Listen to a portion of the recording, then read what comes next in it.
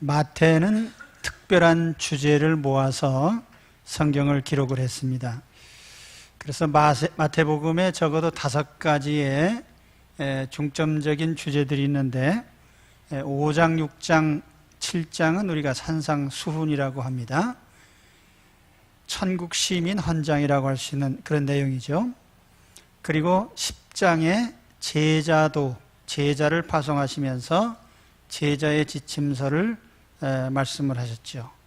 그리고 오늘 읽어드린 13장에는 천국을 주제로 한 말씀을 기록을 했습니다. 그리고 18장에 용서에 대한 교훈, 그리고 24장 이하에 종말에 관한 교훈을 집중적으로 하고 있습니다. 우리가 이제 산상수훈을 봤고요. 제자도에 대해서 지난 시간까지 말씀드렸고, 이제 오늘부터는 마태복음 13장에 있는 천국을 주제로 한 이 말씀을 같이 나누려고 합니다. 천국은 예수님께서 오신 목표입니다. 모든 사람들에게 천국을 열어주고 천국으로 들어가게 하시기 위한, 그래서 천국은 예수님이 이 세상에 오셔서 십자가에 죽으신 목표입니다.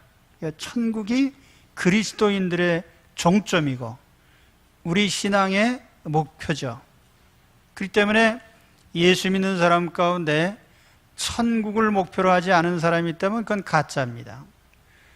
그리스도인들의 목적지는 천국이고 또 천국의 삶을 살아야 됩니다. 그래서 이 천국의 주제는 그리스도의 목표요, 우리 모든 성도들의 목표입니다. 가장 중요한 내용이죠. 그렇기 때문에 예수님이 이 땅에 오셔서 첫 번째 전한 메시지가 회개하라, 천국이 가까워하느냐, 천국의 주제를 말씀하셨고요. 예수님께서 여러 군데서 천국을 말씀하셨는데 마태는 특별히 이 천국을 주제로 해서 마태복음 13장에 그 이야기를 모아놓고 있습니다. 천국이 어떻게 시작되고 또 천국이 어떻게 진행이 되고 천국이 어떻게 완성이 되는지 그 내용을 기록하고 있습니다. 그렇기 때문에 앞으로 이제 여러 주간 마태복음 13장을 같이 나누면서 천국에 대한 확실한 지식을 갖고 천국을 바라보는 믿음을 갖게 되시기를 축원합니다. 오늘 말씀은 서론적인 부분으로 주님이 천국을 말씀하신 이유, 또 한 가지는 비유로 말씀하신 것, 그리고 13장이 말씀하는 천국의 개요, 여기에 대해서 오늘 말씀을 드리려고 합니다. 그럼 먼저 마태는 이 시점에 왜 천국 이야기를 이와 같이 정리해 놨을까? 그 이유는 본문 초반에 언급되고 있습니다. 1절, 2절에 보면 그날 예수께서 집에서 나가사 바닷가에 앉으심에 큰 무리가 그에게로 모여오거늘 예수께서 배에 올라가 앉으시고 온 무리는 해변에 서 있더니, 그날은 어떤 날인가? 바로 12장에 있는 그 사역이 있었던 다음 날로 추측이 됩니다. 12장에 어떤 일이 있었나요? 예수님께서 안식일에 환자를 고쳐주시고 안식일의 주인이다, 그런 선포를 하셨죠.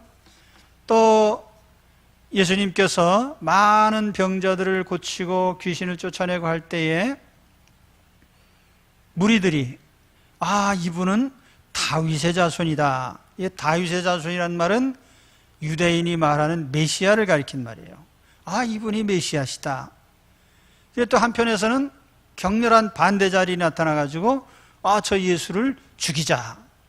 그래서 이런 격렬한 반응이 나타났어요. 그런데 여기서 중요한 것은 뭐냐면 예수님께서 이 많은 무리들이 모여드는 것을 볼 때, 이 많은 무리들이 왜 이렇게 모여들까?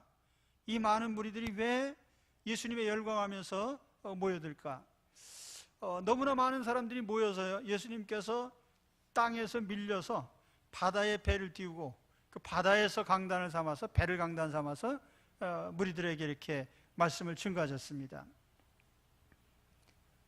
예수님은 이 많은 사람들이 예수 그리스도를 메시아로 알고 혹은 그런 기대감을 가지고 따르는 이 사람들에게 그들이 가지고 있는 그들의 목표, 다시 말하면 유대인들이 생각하는 메시아가 오시면 이루어질 미래의 왕국, 여기에 대한 개념을 그들이 잘못 가지고 있기 때문에 바로 해주실 필요가 있었던 것입니다. 그래서 유대인들은 메시아가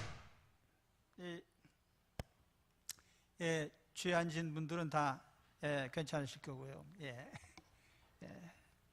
천중 축제마다 회개하시면 됩니다. 메시아가 오면은 유대인들이 생각하기를 유대인 왕국을 세운다, 유대인 왕국을 회복한다, 그런 생각을 했어요. 그래서 예루살렘에 유대인 왕국을 세우고 로마 세력은 쫓아내고 세계를 평정하고 유대인 중심의 세계 국가 건설, 이게 이제 유대인들이 생각하는 메시아 왕국의 모형이에요. 그래서 잘못된 생각을 가지고 있는 거죠. 그래서 예수님께서 이들의 생각을 바로잡고 그래서 천국에 대한 바른 깨우침을 줄 필요가 있었던 것입니다. 그래서 이 천국에 대한 이야기를 하신 것이고, 특별히 12장 마지막에 보면은 예수님의 형제, 자매, 어머니가 누구냐? 하늘에 계신 내 아버지의 뜻대로 행하는 자다라고 했는데, 그 예수님이 말씀하신 새로운 가족, 하늘에 계신 아버지의 뜻대로 행하는 그 사람들, 천국 시민들, 그래서 그들이 이룰 그 나라는 어떤 나라인가, 여기에 대해서 말씀을 하신 거예요. 오늘 우리도 그렇습니다. 예수 그리스도를 믿으면서 특별히 오늘 그러네요. 아직까지 한 번도 그런 적 없는데 뭐가 잘못됐나요? 그래서 우리가 예수 그리스도를 믿으면서 천국에 대한 확실한 인식을 가지고 있어야 됩니다.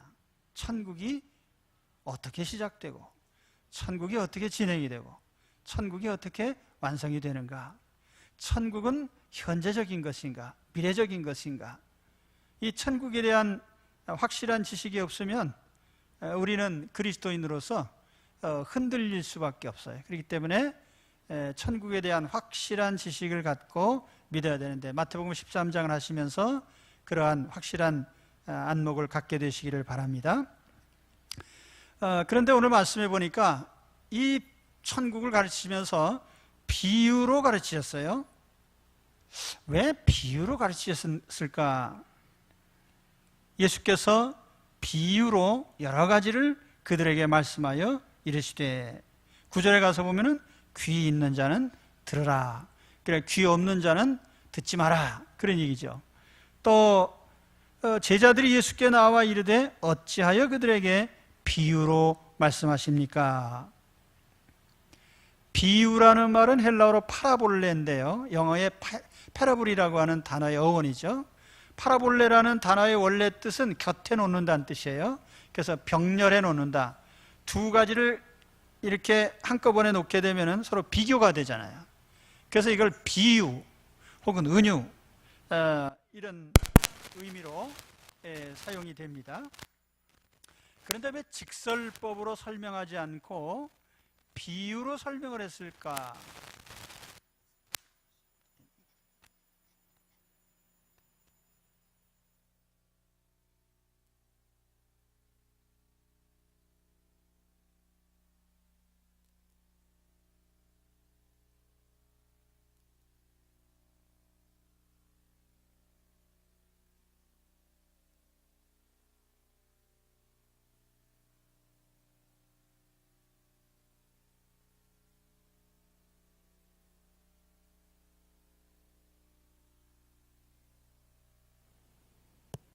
네, 됐습니다.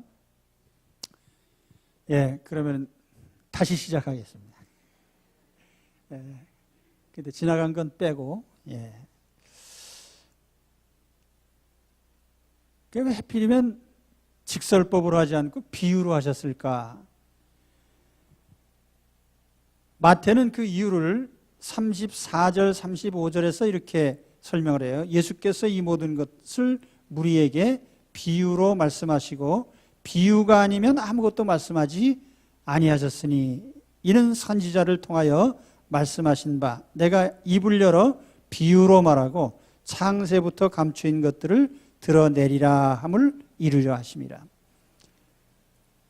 이미 구약에 예언되기를 메시아께서 오셔서 비유로 말씀을 하시고 비유로 감추인 것을 드러낼 그럴 계획이 있었다는 거죠.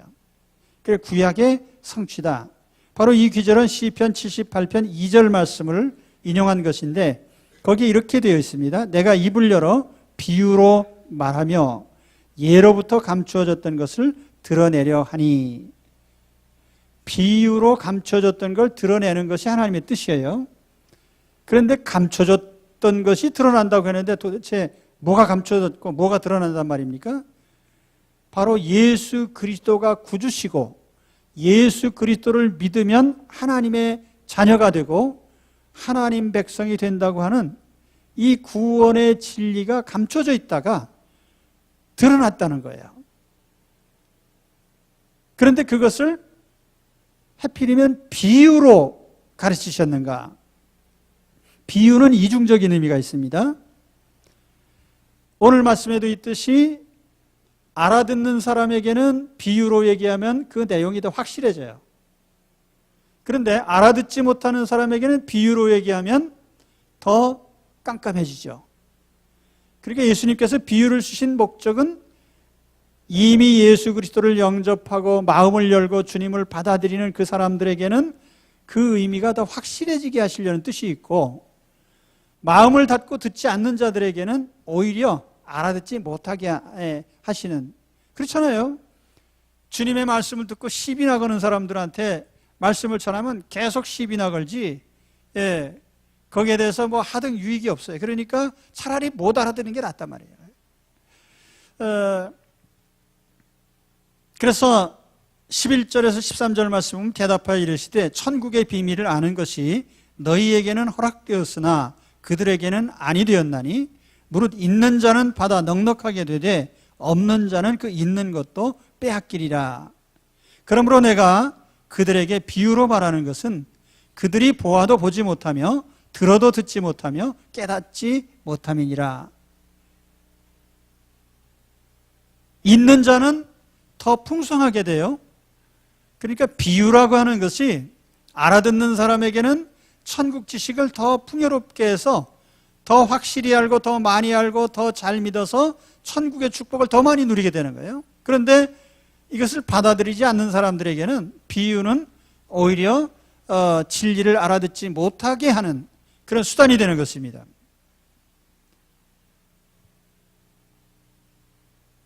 그래서 여기서 주로 취급되는 것이 사람의 마음이고, 마음의 강팍함, 마음의 완악함, 열리지 않은 마음, 이런 마음으로 대할 때에 이 천국은 전혀 그들과 상관없는 것이 되는 것입니다. 마태복음 13장의 첫 번째 비유가 뭐냐면 씨 뿌리는 자의 비유예요. 그 씨 뿌리는 자의 비유의 핵심은 뭐냐면 마음밭입니다. 거기 돌짝밭도 나오고 길가밭도 나오고 가시밭도 나오고, 그런데 그 밭들이 다 뭐냐면 그 밭은 마음을 가리키는 것이고, 마음이 강팍하고 완악한 사람에게는 어떤 말씀을 심어도 다 배척하기 때문에 거기서 싹이 날 수가 없다는 거예요. 거기에 그 말씀의 씨앗이 뭡니까? 바로 복음이죠. 그 복음의 씨를 심을 때 배척되어지면은 거기는 천국이 전혀 실현될 수 없을 뿐 아니라, 그래서 주님께서도 이 말씀을 받지 않는 사람들에게 굳이 알아듣게 얘기할 필요도 없다. 그러니까 여기 예를 들면 바리새인, 서기관, 이 사두개인, 이런 사람들은 예수님이 복음을 전할 때 오히려 예수님을 자꾸 죽일 궁리만 한 거야. 저 사람 어떻게 하면 제거하나. 그러니까 예수님의 말꼬투리를 잡고 예수님께 시비를 걸고, 그런데 이런 사람들한테 천국의 진리를 바로 알려줄 필요가 없는 거죠. 그래서 예수님은 오히려 비유를 통해서 제자들에게는 천국을 확실하게 알려주고, 또 거부하는 자들에게는 오히려 깜깜하게 만드는 이런 역할을 했다는 겁니다. 그래서 다시 14절 15절에 가서 보면 이사야의 예언이 그들에게 이루어졌으니 일렀으되 너희가 듣기는 들어도 깨닫지 못할 것이요 보기는 보아도 알지 못하리라. 이 백성들의 마음이 완악하여졌어요. 이 마음이 완악하여졌다는 말 주목하십시오. 그 귀는 듣기에 둔하고 눈은 감았으니 이는 눈으로 보고 귀로 듣고 마음으로 깨달아 돌이켜 내게 고침을 받을까 두려워함이라 하였느니라. 예수님 청중은 두 종류입니다. 예수님을 말씀을 듣고 환영하고 영접하는 사람, 그리고 배척하는 사람. 그래서 거부하는 자들은 귀와 눈을 감은 사람들이에요. 바리새인이나 서기관이나 사두개인들은 예수님이 어떤 말씀을 해도 안 듣기로 작정한 사람이에요. 이런 사람들에게 천국에 대해서 깊이 있게 설명할 필요가 없는 것이죠. 오히려 이 주님의 복음의 말씀, 또 예수님의 사역들, 예수님이 병자들을 고쳐줬어요. 그 12장에 보면은 손 마른 사람도 고쳐주고 환자들도 고쳐주고 하셨는데 오히려 이런 일들이 더 번거롭게 되는 거예요. 천국의 혜택이 주어져도 모르는 사람에게 천국의 혜택을 주면 뭐 하느냐 말이죠.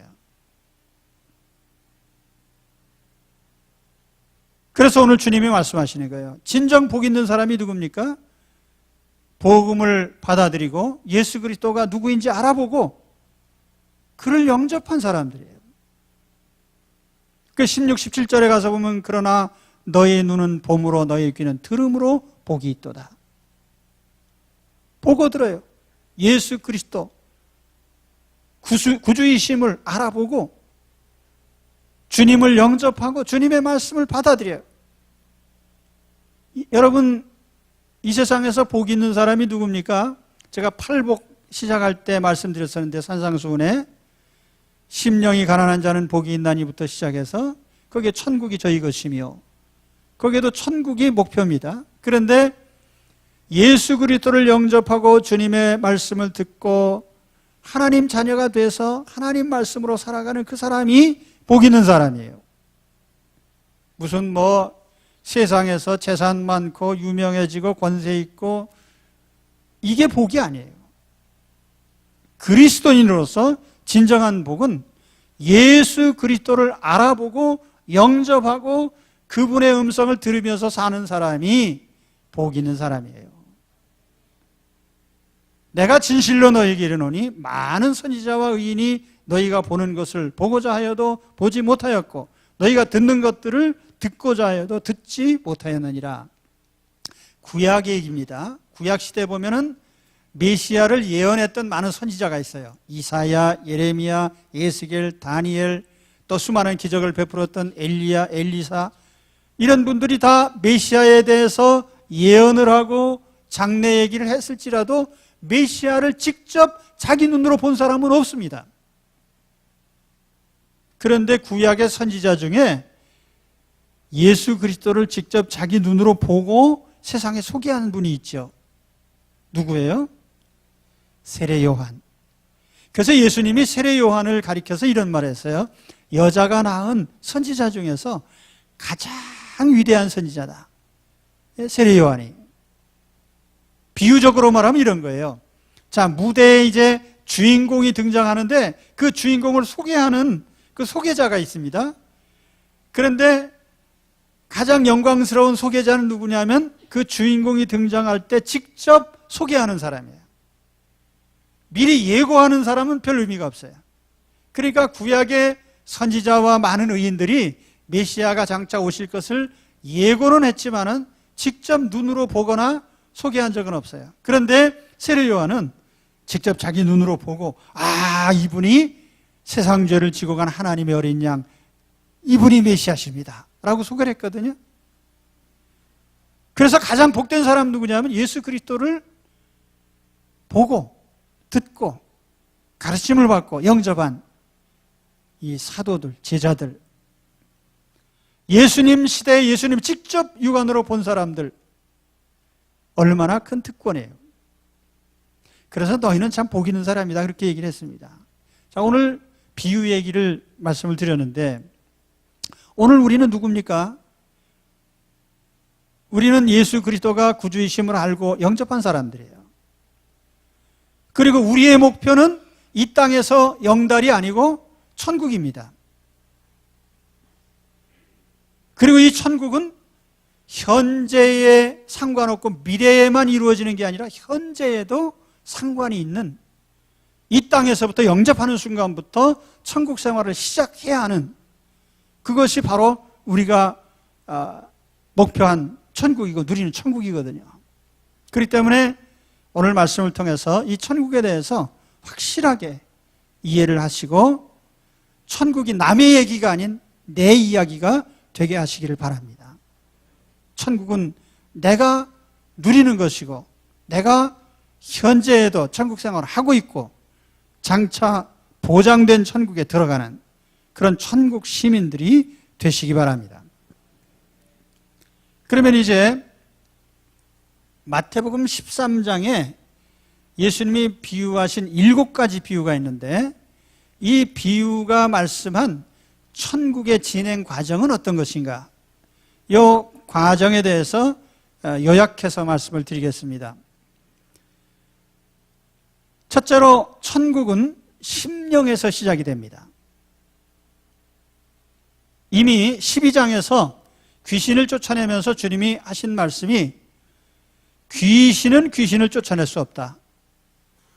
성령께서, 하나님의 영이 귀신을 쫓아낸다면 그 사람 마음속엔 이미 천국이 임한 것이다. 이런 말씀을 하셨거든요. 여기서 강조된 것이 뭐냐면 천국이 마음속에 임하였다는 말씀이에요. 그러니까 우리가 천국 그러면은 대부분의 사람들이 만화 같은 생각을 해요. 아, 죽은 다음에 가는 곳, 뭐 극락인지 천당인지 어딘지 모르지만 죽은 다음에 가는 좋은 곳. 아니에요. 천국은 그런 개념이 아니에요. 성경에 천국에 대해서 3가지 생각을 나타내고 있는데, 하나는 심령천국, 하나는 교회천국, 하나는 미래천국입니다. 그런데 이 3천국에 공통점이 있어요. 그 공통점이 뭐예요? 예수님이 왕으로 다스리신다. 주님의 통치가 실현되는 곳, 그곳이 천국이에요. 우리 심령이 주님의 통치가 이루어진다면, 주님이 왕으로 내 마음에 임하여 계시고 내가 주님의 명령을 받아 살고 주님의 말씀으로 살아간다면 내 심령에 천국이 실현이 되는 것입니다. 이 땅에서 공동체적인 천국이 실현되는 것이 바로 교회입니다. 교회는 예수 그리스도를 구주로 영접한 사람들이 모인 공동체이고 천국 시민들이 모인 곳입니다. 그래서 지상에서 교회 공동체를 통해서 천국이 실현돼 가는 것이에요. 그리고 이와 같은 천국은 종말적으로 이제 완성된 천국에서 이제 완성이 될 것입니다. 예수님이 다시 오실 때 세상 종말에, 이걸 종말적 천국이라고 합니다. 그런데 이 천국이 내세에만, 죽은 다음에, 그거 아니고요. 예수님을 영접하는 순간에 내 심령에서 천국이 시작되는 겁니다. 그래서 첫 번째 비유인 씨 뿌리는 자의 비유를 보시면은 거기에 가장 핵심적인 게 뭐냐면 마음밭이에요. 길가밭, 돌짝밭, 가시밭, 좋은 땅, 그게 다 마음을 비유한 것입니다. 그래서 그 마음에 예수 그리스도를 구주로 영접할 때에, 복음을 받아들일 때에 그 씨가 나고, 씨가 싹이 나서 자라나고 열매를 맺게 돼요. 거기에 씨는 무엇입니까? 복음이죠. 거기에 맺혀지는 열매는 무엇입니까? 천국이죠.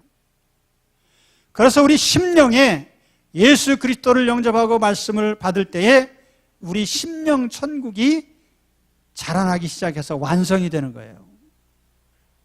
그러면 우리의 천국이 어디부터 시작이 돼요? 심령에서, 영혼에서, 마음에서. 오늘 예수 그리스도를 구주로 영접하신 여러분, 내 마음 속에서 천국이 시작된 것을 아시기 바랍니다. 그리고 이 심령 천국이 우리가 이 땅에서 누리는 가장 큰 축복의 시작이에요. 그것이 첫 번째 비유에 나타난 천국의 시작입니다. 천국은 심령에서 복음의 씨를 받음으로써 시작이 되는 거예요. 다 시작하셨습니까? 천국 어디서? 천국이 뭐 어디 저기 무슨 전도관처럼 어디 함께 모여있는 동네 가면 천국입니까?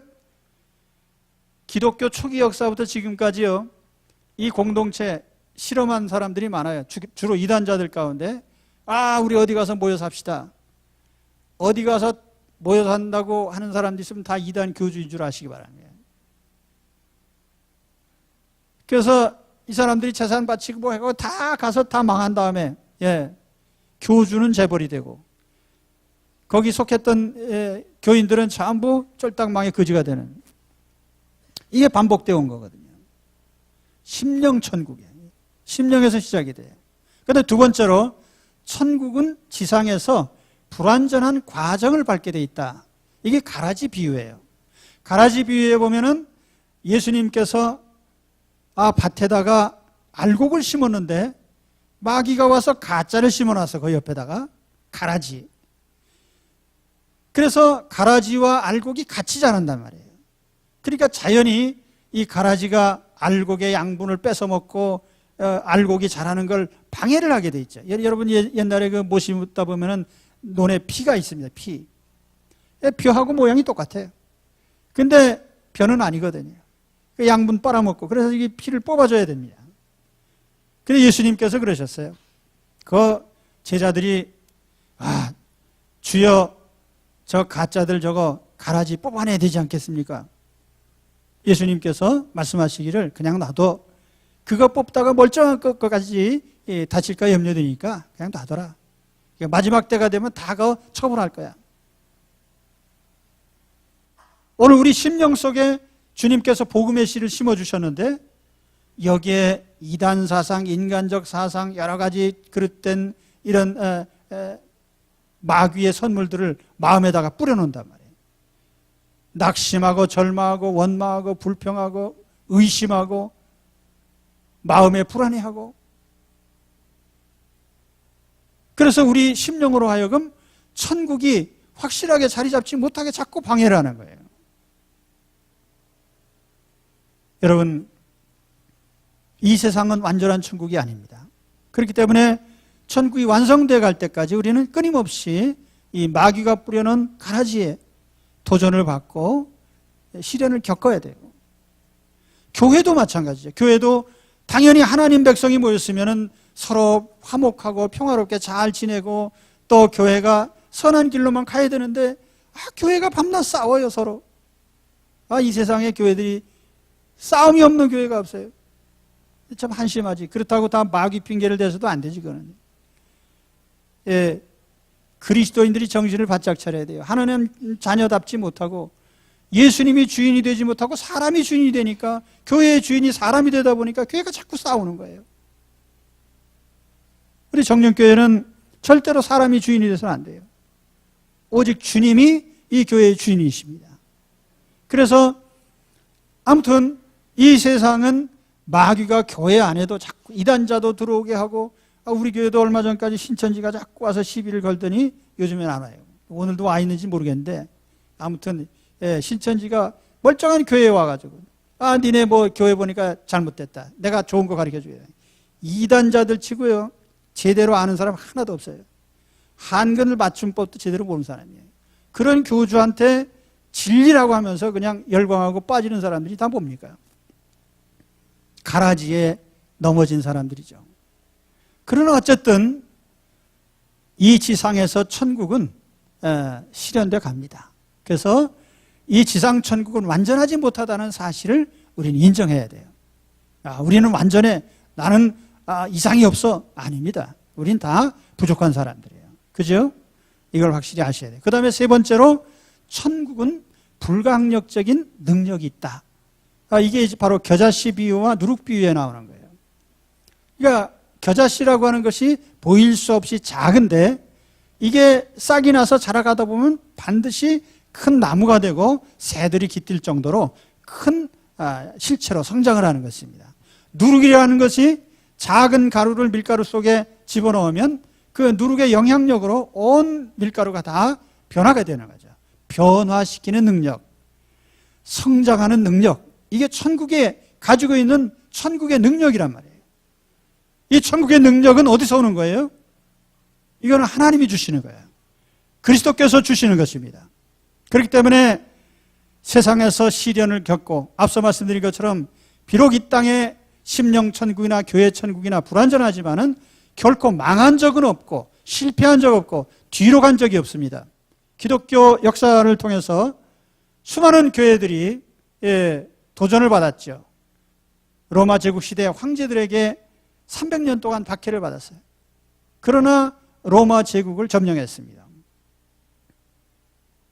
봉건 시대나 공산주의 50년 동안 얼마나 종교는 아편이라고 해서 기독교가 박해를 받았어요. 공산주의가 망하고 나서 보니까 교회가 말짱히 살아있어요. 오늘 하나님께서 이 세상 나라들 무수히 많이 세워지고 넘어지고 해도 우리 찬송가 가사에 있잖아요. 세상 나라들은 멸망받으나 예수 교회 영영 든든히 섭니다. 그래서 오늘 우리는 이 교회가 가지고 있는 또 천국이 가지고 있는 강력한 절대적인 능력을 우리는 신뢰해야 됩니다. 그러니까 복음이 내 마음에 심어졌을 때 예수님을 영접하고 나서 처음에 신앙생활할 때 보면 그래요. 아, 저 사람이 과연 변화될까? 저 사람이 정말 신자일까? 그런데 정말 예수님을 영접하고 나서 보면은 심령이 변화돼요. 가치관이 변화되고 인생이 변화되고. 오늘 교회 안에요, 가짜들이 많아요. 저는 신앙에 대해서 이런 신념을 가지고 있는 사람이에요. 정말 그분이 예수님을 영접했다면요, 반드시 변하게 돼 있어요. 변하지 않는다면 그 그리스도인이 아니에요. 예수님을 영접했는데도 불구하고 여전히 예전에 정욕적이고 탐욕적이고 세상적인 삶을 산다면 그는 예수님 영접하지 않은 사람이고 가짜로 영접한 사람이에요. 왜 이렇게 단정할 수 있냐면은 천국은 불강력적인 능력이 있단 말이에요. 예수 그리스도께서 우리 심령의 구주로 계시면 반드시 예수님께서 가지신 모든 가치관이 나의 가치관이 되고 하나님의 말씀을 따라 사는 사람이 되기 때문이에요. 그리스도의 사람들이 모인 교회는요, 절대로 세상에 지지 않습니다. 오늘 이러한 천국의 능력을 수여한 분들이 되시기 바랍니다. 우리가 예수 그리스도를 영접했다면 우리는 분명히 그런 능력들을 갖고 있습니다. 이 능력을 가진 우리 한 사람 한 사람이 되고 또 교회가 되시기를 축원합니다. 그 다음에 네 번째로 천국은 어떤 보화보다 가치가 있다. 이 가치적인 면에서 온 천하를 다 주고도 바꿀 만한 정말 가치 있는 것이 천국이다. 그래서 이 비유가 바로 진주의 비유, 밭에 감추인 보화의 비유입니다. 도박꾼들이 있잖아요. 제가 어렸을 적에 우리 동네 그 돼지 장사가 하나 있었는데 자전거 뒤에다 돼지 싣고 다니면서 파는 돼지 장사가 있었는데 그 양반이 도박하다가 다 잃고 나중에 뭘 걸었냐면 자기 부인을 걸었어요. 그래서 잃었는데 어떻게 됐냐면 부인이 갔습니다. 그냥. 차라리 이 남자보다 딴 사람한테 가야 되겠다. 그래서 우리가 이 도박꾼을 생각할 때 도박꾼은 자기가 가지고 있는 걸 처음엔 조금씩 걸다가 마지막엔 다 걸거든요. 재산 다 털어서 걸고 베팅을 한단 말이에요. 그래서 마지막에 잃으면 거지 되는 거고 따면 떼부자 되는 거고. 그런데 우리 인생에서 정말 이 세상에 있는 모든 가치를 다 걸고 거기에 뭐 권세나 명예나 뭐 재산이나 모든 걸 다 걸고 한 번 베팅해 볼 수 있는 게 뭐냐라고 묻는다면 그것이 천국이란 말이에요. 그걸 천국, 여기 그래서 이 비유에 보면은 진주장사가 온 세상을 떠돌면서 값진 진주를 찾다가 정말 전무후무한 진주를 발견했어요. 그래서 그가 어떻게 했죠? 자기 있는 보석이니 뭐니 다 처분해가지고 딱 그거하고 바꿨단 말이에요. 오늘 우리 인생 살다가 세상에서 얻으려고 하는 건 많지만은 천국의 진가, 참다운 천국을 발견했다면 그 사람은 자기 인생의 모든 것을 다 처분해서 천국과 바꿀 것입니다. 바로 그것이 천국의 가치죠. 그것을 진주의 비유와 또 밭에 감춘 보화의 비유가 우리에게 설명해 주겠습니다. 마지막으로 말씀드릴 것은 천국은 종말적으로 완성된다고 하는 거예요. 그것이 그물의 비유입니다. 그 그물의 비유 보면은 어부가 그물을 쳐놓고 고기가 잡히는데 그물 안에 각종 고기가 들어와요. 그런데 거기에 좋은 고기만 골라서 하나님 나라에 들여보내고 그 나쁜 것은 다 제거해버리죠. 가라지 비유도 마찬가지고요.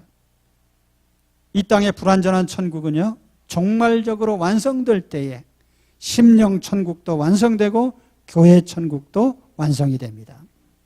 이게 바로 미래 천국이고 종말 천국이에요. 그러니까 천국이라고 하는 것은 우리 심령에서 시작이 돼서 또 교회 공동체를 통해서 공동체적으로 실현이 되면서 불완전한 이 땅의 과정을 밟고 마지막에 완성되어서 그리스도가 오실 때 완성되어서 온전한 천국이 되고 그때 우리는 온전한 천국 사람이 될 것입니다. 이게 천국의 진행 과정이에요. 그러니까 천국이라는 것은 단순히 미래적인 것만도 아니고 단순히 현재적인 것만도 아니고 현재의 시작이 돼서 미래에 완성되는 것이고 또 이 천국은 그렇기 때문에 현재 예수 그리스도를 믿는 모든 사람들은 그 심령에서 천국 생활을 시작한 거예요. 오늘은 우리는 우리 영혼 속에 천국이 이루어져 가기를 바라면서 심령 천국 생활을 실제적으로 누려야 됩니다. 천국의 선물이 뭐예요? 마음의 평안, 기쁨, 미래적 소망, 확신, 신뢰, 이 모든 것이 뭐야? 천국의 선물이죠. 그렇기 때문에 천국 생활을 하려고 하면은 어디에 좋은 환경이나 좋은 조건을 찾는 게 아니에요. 내 심령에서 천국을 완성해 가려고 하는 이 바른 생각을 갖고 시작을 해야 되는 거예요. 아, 천국이 내 마음 속에서 시작이 돼서 마음에서 자라가고 있구나.